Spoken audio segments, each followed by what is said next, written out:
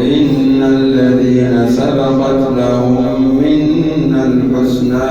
أولئك عنها مبعدون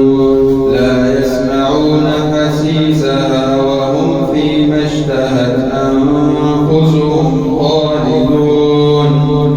لا يحزنهم الفزع الأكبر وتتلقاهم الملائكة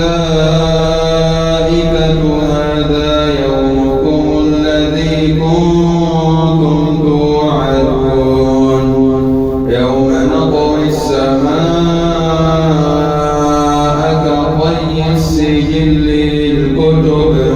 كما بدأنا